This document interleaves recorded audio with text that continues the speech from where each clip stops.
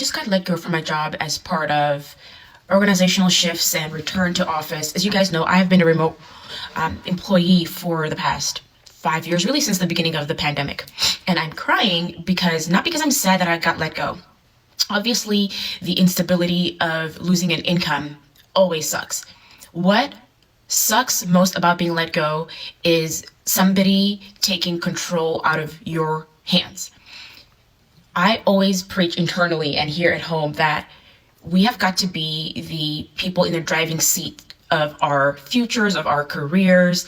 And when a company takes that control out of your hands, it sucks because all of a sudden the plan that you had, the roadmap that you were on board for is gone. Now you've got to start over. And this is why you've always got to have a plan B, a plan C, and most.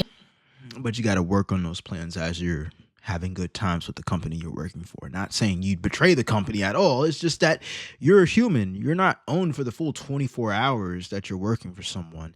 You're literally working the 8 to 9 hour shift, maybe some overtime. And what are you doing after your 9 to 5, which is your 5 to 9?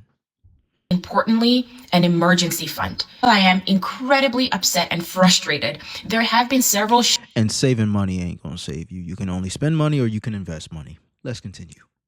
Shifts in the company in this last couple of months that I just knew the writing was on the wall and I knew my time was coming. But the fact that we have an emergency fund, because ultimately that is what matters at the end of the day, is that we have money to pay our mortgage, to pay for our daycare. We have that as a fallback, and I can take time, maybe a week. Yeah, I feel for her because she got little ones. The truth is, though, a savings account isn't as important as cash flow. Almost dropped my phone. To just collect my thoughts and put together a strategy for job hunting. Always be prepared for the unexpected, because ultimately companies will always put themselves first. And as much as you want to believe that you're part of the family, you like the people you work with, it's a business transaction. It's a business contract, and you've got to handle it as such. Yep. I love how she put that. Shout out to this creator, man, for sure. It looked like she just got done crying. Again, not making fun of her in any form or fashion, but yes, you're contracted. Like, you know what I'm saying? Like, people don't understand that. Like, they are hiring you for a specific time of day and days of the week, and you should show up and you should do the best that you can do, and push yourself to do great. But don't let that be the only work you do that's helping you make income. But please know that you are more than your job. You are more than what you do. Have a plan, have an emergency fund. Do not spend more than you need to. Live below your means. We are in strange times. That isn't beside me losing the job, just general messaging. Protect yourselves, treat yourself as a business, and always be looking. She needs to be put on a podcast. 100%. I like what she's saying. I thought she was going to play victim and be like, yo, like, this is messed up. You know what I'm saying? Let's see what the comment section has to say. Someone said, I got laid off 3 months ago from my corporate jobs, and I haven't landed a new job yet. I encourage myself in the Lord, and I tell myself that rejection doesn't mean that I am worthless. Man, I feel for this for sure, because I worked sales for years, and you have to get over this type of emotion. One of the ways that I got over it was completing more action. If I have to complain, I set a 5-minute timer on my Apple Watch, set a 5-minute timer. When that ringer goes off, I'm working on a solution. That is very hard for people to do. A lot of the times when things don't go in anyone's favor for a specific person, for most of people in society, they feel like they need to vent. They feel like they need to tell one person and then tell the second person, tell the third person about how they got treated wrong and how they're so fed up and why they think they're right. And it's like you're wasting more time. You're not getting anything done. Nobody's going to save you in this world. As a man, we understand that. Women, of course, more emotions, right? But at the same time, nobody's going to save any of us. Nobody's going to save any of us. And no, you're not worthless when you get rejected. No means next opportunity. To continue on, the person said, it is redirection. It is time for me to strategize again and move into something what?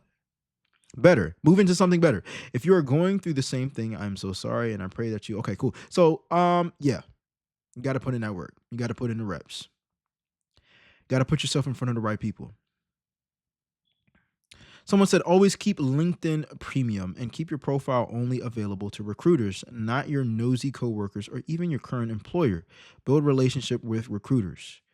I've also heard that if you add over 500 connections or you have over 500 connections on your LinkedIn profile, you get put on a more exclusive list for recruiters as well. I don't think it's a good idea to not engage with other people outside of recruiters, because you could possibly get an interview with a company that you want to work with, and then you could talk about the employees you've been engaging with on LinkedIn, and it sounds like you're more affiliated with the people in the job before you even get the job. It shows that you have built relationships. It shows that you've been giving initiative. But most people aren't going to do that. They're going to be lazy and just show themselves to recruiters like everybody else. But hey, that's just me. That's advice for you that cost me about $600 in a course. Anyways, let me know your thoughts in the comment section down below. This is me finding out I'm laid off via email. Yeah, that's what I woke up to today. I'm honestly still in shock. Gonna process it, take some time. So if I'm not doing my usual stuff, that's why. But this is the fourth time in 2 years that this has happened. And there's only so much people can actually take. And the worst part is I was told I was going to be okay. Surprise, I'm not. So yeah, I have to sort some things out. And when is this madness honestly going to stop? And I know it's not personal, but it's not ever going to stop. People will always lose their jobs. People will always be able to replace another person. Technology will be able to replace people. Companies need to remember that employees are people. Or people need to remember that the more value they give, the harder it is to replace them. Simple as that. I remember reading this book. A lot of y'all don't like him. I don't care. Grant Cardone. It's called Sell or Be Sold. Or it's called If You're Not First, You're Last. And it was talking about everything in life. The nine to fiver, the entrepreneur, everything in life. If you're not first, you're last. You need to do your best. Even when you don't think you're being watched, you need to do your best. That's one of the things that I picked up in that book. And I still remember to this day. And I always look back and be like, how could I have done this better? Why? Because I'm looking at myself. When things get bad, who is going to be the first one to have to leave and suffer? Not just in the job, but also on social media. Okay. If I'm not uploading every single day, then guess what? Somebody's taking my spot, man. You know what I'm saying? My videos might not have gone super viral like I want them to. I might not be making all the money in the world that I want to right now. But one thing I'm not going to do is allow myself and my opportunity to be taken by somebody else. And I'm not in competition with nobody else, because nobody else can be me. I'm just saying that when people look at great times, they feel great. But when people look at bad times, they say, man, I was lied to. I thought I was safe. You're never safe. So why ever act like you are? I never want to be in the position that I was in 2 years ago or even a year ago. That's why I decided to go back and get a 9-to-5. That's why I decided to go hard on YouTube. That's why I decided to delete Instagram. That's why I decided to always find multiple streams of income to where I don't have to rely on one thing, a job, as the only source for me to make income. That's not safe. You talk about job not being safe. That's not safe for you. Even if you're a business owner, that's not safe. That's the trap I fell into. I was an entrepreneur full time for 4 years. Contract work, entrepreneur, selling, using my laptop, making money, communicating, talking to people, making videos. That's cool and everything, but I have one source. One source is never safe. We're human beings. We aren't numbers. We aren't IDs. We aren't salaries. We're human beings. And being told one thing and waking up to an email saying another is pretty brutal. Pretty brutal. And I don't know, do I change industries? Do I use Got to recalibrate, got to figure out how to capitalize on this. How can you learn from this experience? So I just got off a Teams call at work. I got a meeting invite this morning called Team Update. There was about 15 people on the call. Our VP just terminated our positions. I'm feeling really upset about it. In tech right now, a lot of layoffs are happening. Who knows, maybe this is a blessing in disguise. I liked my job, I enjoyed my job, but I didn't love it as much as I used to. And I know that you're not supposed to always love your job. A job is a job. A job is to make money so that you can provide for your family. And That's the mistake that most people make. A job is to make money so you can provide for your family. I believe a job stands for just over broke. You're making money, but most people treat the money like they're always going to get the money and they're never going to lose the job. I believe a job is a stepping stone off of what you're going to invest in, whether it's becoming an entrepreneur, like starting a business, investing into stocks, owning real estate. A job is a tool for your money to go into a better tool that creates more money, and then you get to spend the money. But I get it. Most people started their lives. They got children. You got bills. We all got bills. Not every single dollar. I mean, the more money you can pour into it, the better. But a job, I do not look at as the means to take care of my family. It's one of the reasons why I haven't created a family. Not yet. And if you have a family, it's sure, yeah, more money is tied up, but that doesn't mean that's the end of the road at all. Most people use their kids and their family as an excuse as to why they can't become the person that they know they should be, right? Like, oh, I can't be in shape because the kids.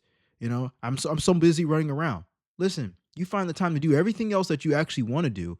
Why can't you find the time to do the thing that you know you need to do? That's how I know that people use their family as an excuse. But when it comes down to a job, they use it as a reason. Oh, have a job so I can take care of my family. Well, why aren't you using your family as an excuse in that example as well? Oh, I have a job, but I have a family. Like what? That's a good thing, right? You have a job so you can take care of your family. But when something happens that people can't justify or they create some crazy excuse, it's like, oh, can't do it because I have a family. Like what? Like, come on, bro. In one area of your life, you're being who you need to be. You're working a job, creating income for your family. And the other situation would be beneficial for your family for you to be in shape, for you to make more money, but you're using it as an excuse. I don't have time. I don't have time to start a business. I don't have time to read up in stocks. I don't have time to look into real estate. I don't have time to read books. I don't have time to exercise because I got kids. I got a family. But isn't that the reason why you're working your job? She just explained it, right? Look, I'm not an excuse maker. I'm a person who looks at what was done and then we look at what can be improved. That's what matters. I was very fortunate to have that job and to work with all the people there and learn all the things, level up my abilities. Thursday, I didn't think today was gonna be like this. So I just got off. Hi Trey, how are you? Hey Dylan, how you doing? I'm doing pretty good. I'm just staying busy. So yeah. Nice, definitely a busy time. I'm okay. Look Trey, I want to hop right into it. Some unfortunate news to share, but the firm has done some restructuring based on the current market, as well as the advancement of AI and different tools and technologies, and just different So he got replaced by AI? areas the firm wants to focus on. It's forced us to eliminate your role here at the firm effective immediately. And I'm here to sort of, help answer any questions you might have about this. Honestly, if I would have heard that, I would just be like, nah, it's all good. Like, what's the point, right? People I can make connections to help you get back. Feel free to check out like AI apps and get like Prep AI as an example. You and I were chatting about that, right? Yeah. I apologize for the circumstance and All right, let's see this comment section. Someone said, no, yeah, literally everyone that's getting laid off is on Prep AI. Another person said, why in the US can they terminate you with immediate effect? In UK, it's minimum 2 weeks notice. I mean, it's still going to happen, right? Another person said consulting genuinely is a cooked industry, though AI is perfectly positioned to replace it. I guess that was a sarcastic joke. Another person said, if you need anything from me, let me know. Yeah, I need a effing job. If you need anything, let me know. Like, yeah, I need a job. Is my company shutting down? Okay, it's almost 8:30. We usually have an HR meeting. Canceled. We got told from one of our East Coast managers to cancel all interviews for today. Now, in place of that meeting, mandatory meeting company update with a bunch of people on it. Yeah, that's it. I'm about to be jobless for the holidays. Okay, I'm about to log on, so we'll see. Wish me luck. All right, I have really bad news, everybody. Effectively, immediately, That word, effectively, immediately. ceasing all operations. We have sent the call centers home on the east. We're filing for bankruptcy.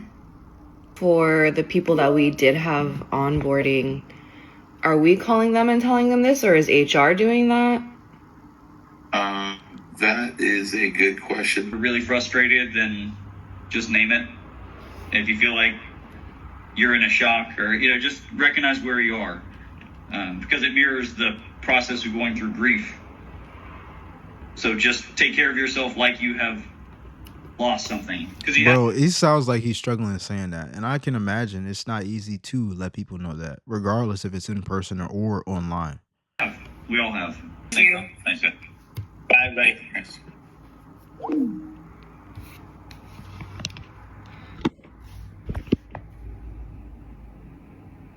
I don't know how many people work remote jobs, but I believe that those who work only remote are usually one of the first ones to get let go from a company.